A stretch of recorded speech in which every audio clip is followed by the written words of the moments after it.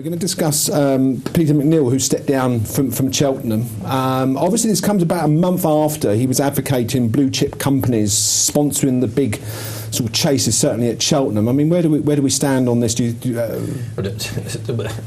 Unfortunately, Peter McNeill didn't. I mean, what he said was wrong. He was wrong to basically say what he said. The bookmakers do contribute 50% of sponsorship to British racing, and to say that we'll have you 1 year, but we may not have you next year if we find a blue chip company, it is patently wrong. It was the wrong thing to say at the wrong time. I do completely understand the sentiments. Sure, it would be ideal if we had mainly blue chip companies sponsoring every race in the programme, but that's not going to happen. The bookmakers are an important sponsor, and exchanges. They're important sponsors to racing, and they have to be respected.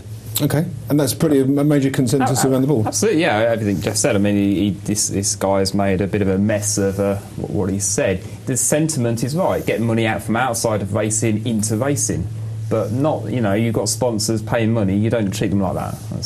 Okay. Well, it seems you agree with all that. Well, we have to say one thing. This is the policy not of Peter McNeill. It's the policy of Jockey Club racecourses.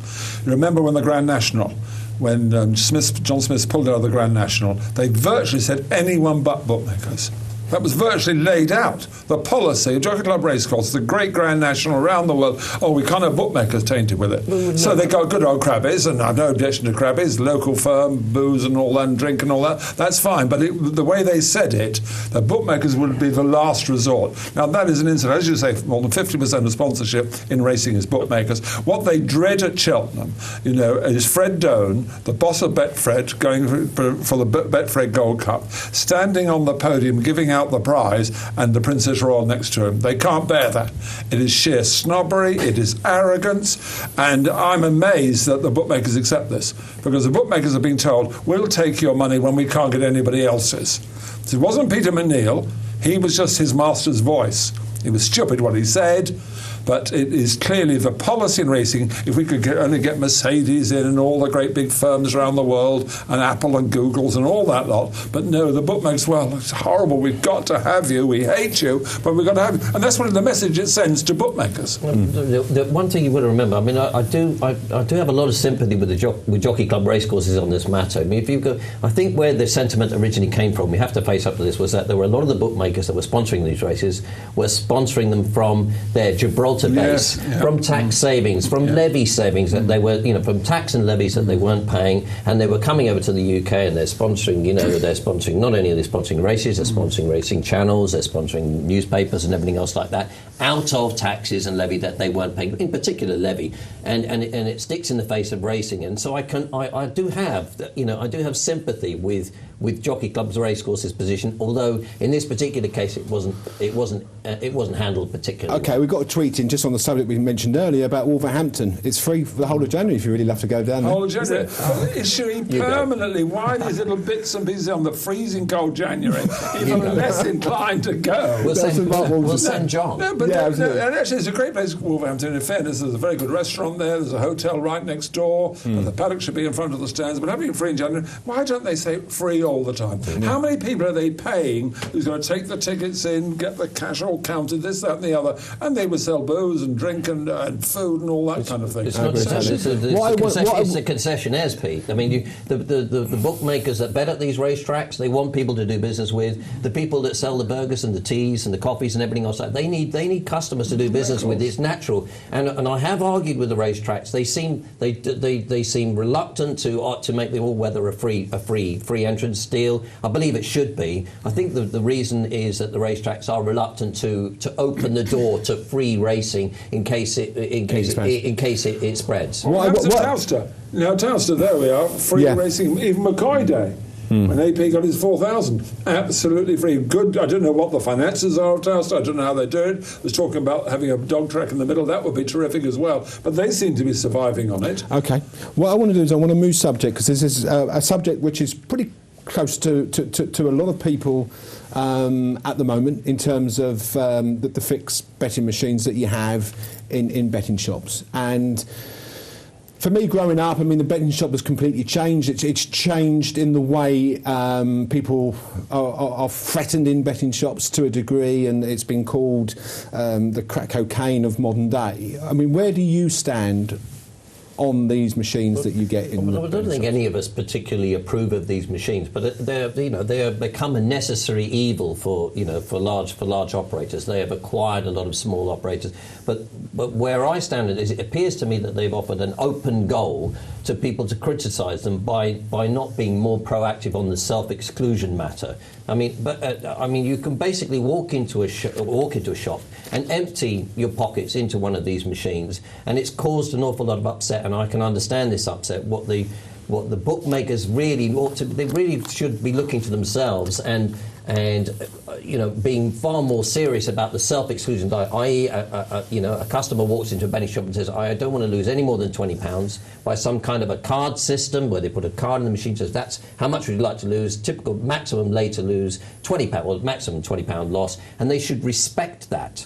They should respect that. A lot of the upsets are caused by the fact that people just get carried away. What about the addictive? What about the addictive nature? Would that really work? You've lost your £20. You've got another £10 in your pocket. You go back and say, "Well, another £10," and they say, "No, you're not having it." Absolutely, Billy. Because otherwise, what you would do is you hit the bookmaker with a £10,000 fine.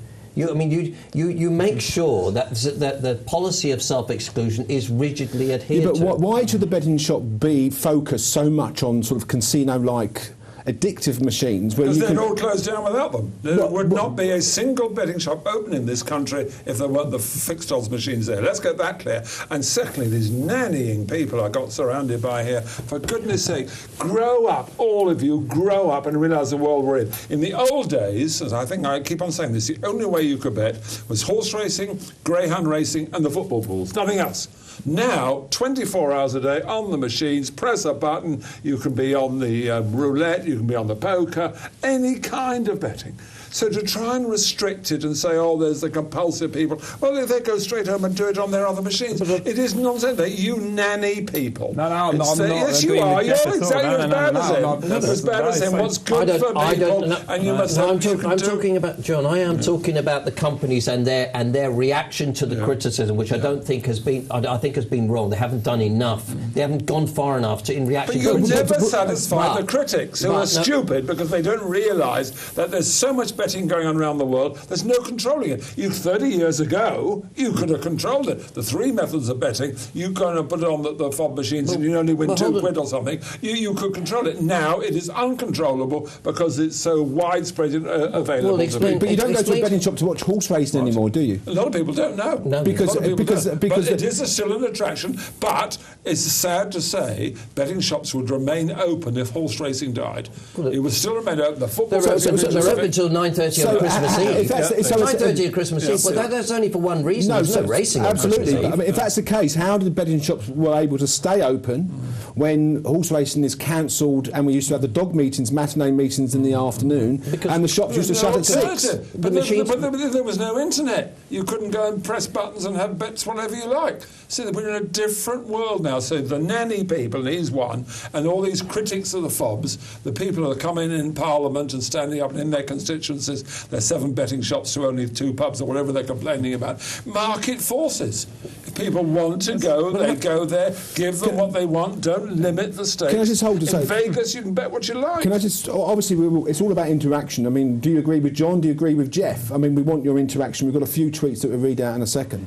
Can I make this point? I do completely agree. I mean, I find these machines abhorrent. This only from a personal point of view. I'm talking about from the company. Pulled one in my life. In terms of balance, I'm just talking about... These things are here, so I'm talking about what the big firms should be doing. But in terms of... I find these machines personally abhorrent. I'd rather that the big firms would focus far more on the racing products. At the same time that racing has gone down by 23%, so the FOBTS have gone up in turnover at the same period. But hold on one second. This is a key point. Racing has come out and actively supported these machines in the belief that if we support these machines, more shops will remain open. Therefore, and we will engender more levy. No, it isn't. Levy, no, because as you know, the only bets on horse racing goes into a betting shop and gets back in the levy in the end. Yes, of course. But in the belief that the shops remain open. The millions that are ploughed into the machines don't go back. No, the football bets. The football's really taking off now. The football bets, but none of it goes into, and rightly so. Rightly so. But is it right that someone claiming more? But is it right that someone should be able to go in there into a betting shop and spend maybe £100 in 5 Yes, minutes, 'cause you yet can't get a £100 bet on behind the counter. That's a different subject, but you can't take away people's social responsibility. You know, you can walk past a pub, you can go in and have a drink. You can't say just because there's a fixed odds betting terminal that's causing a problem. It's not causing a problem. And that's what people don't realise. The alternatives. You do away with them. If they go, these nanny people get away with it, do away with it. A, they'll shut all the betting shops anyway. But secondly, they'll be on the other machines everywhere else.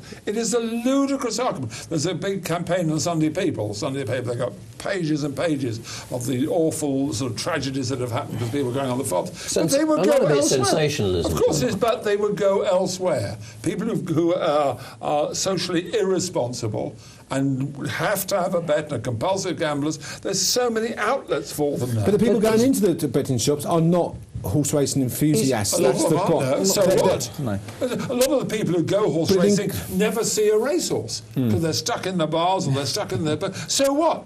Who are we to say you're going to go better only if you want to go out and view horse racing and watch it? Of course not. We've got freedom. It's choice. It's not for us to tell other people what to do. Is racing support of these FOBTS machines like turkeys voting for Christmas? No, because he's keeping betting shops open. They're opening more shops, though, John. That's the point. They're opening more shops. No, they're not. There used to be 15,000 betting shops. Now there's 8,500. So all this argument that betting shops are exploding, they're not. Allow me to make this point. I mean, what racing is doing is supporting another product that doesn't feed 1 penny into the levy in favour of racing. What racing should be doing is pushing racing, not betting shops per se. Aren't there enough shops? No, but racing does push racing as best it can. Bookmakers are saying, we've got so many other attractions in here, we'll let people know. But the fact is that the FOBs there, people, if they want to bet on them, and they're trying to limit the stake, you can't win 500 quid now, you'd like to get it back to about £2 and all that stuff. Who are these people? These moralising hypocrites that come in and say they are terrible and saying people's lives are being ruined by the FOBs.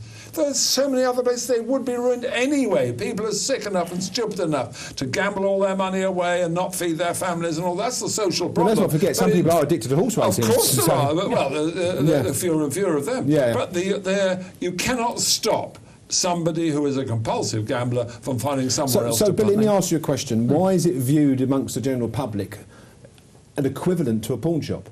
That's what people see now, the local betting shop. Whether you like it or not, that's a perception.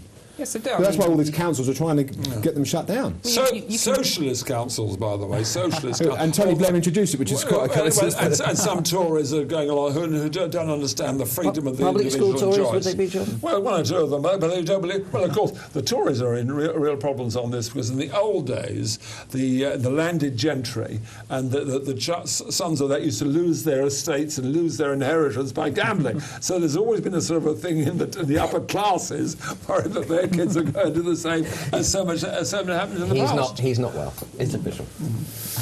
I mean, Billy, so you think it's just a social thing that it doesn't matter if there's 4 or 5 machines? You see, it's all the time in society. It's let's remove the blame from the individual or the group, and let's look at a way to make some sort of legislation to say it won't. For your own good. We'll do these awful things, but it's for your own good. They pat people on the head, and we won't let you can only win £2 on a fob and all that sort of thing. We're doing good to you. I still feel these major casino outlets, because that's all these betting shops are. Many of them are just casino outlets. Okay. They need to take the criticism more seriously than they do. As a bookmaker. I go into a betting shop and I can spend all these money on machines, yet the moment I ask for what is a bet on the horse race, and I go in with a sizable bet, I either get turned down or my bet gets reduced. It's because the backbone of all their profits is from the machines. They've got a very safe safe product, and they're making all their money out of their machines. Horse racing is not a very safe product. Days with 4 and 5 runner races and 6 runner races they're a minefield for bookmakers to bet in. They really are. I know everybody perceives that bookmakers win every race every day, but that in actual fact is just nonsense.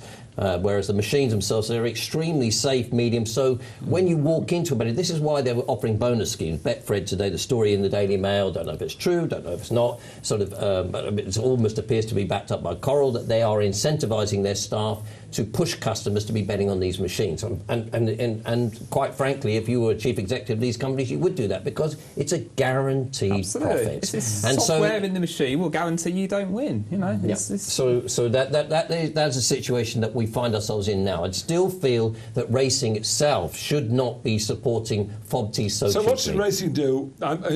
Close down betting shops? Have them closed down? No, you're not talking about... A few would undoubtedly How close. can racing have any effect on whether people have a bet on the FOBs? But they do. But we have a substantial decline in the amount of money that's bet on racing, John. But that's the public deciding it. They don't like betting on racing. Horses in the air and all that kind of thing. So more with racing, though, to make it more... What can we do? What more can we do to sell? Bookmakers are the biggest marketeers for racing. Bookmakers. They're experts. They're experts, and they will turn their expertise to horse racing, John. Are you saying banning FOBs? Yes.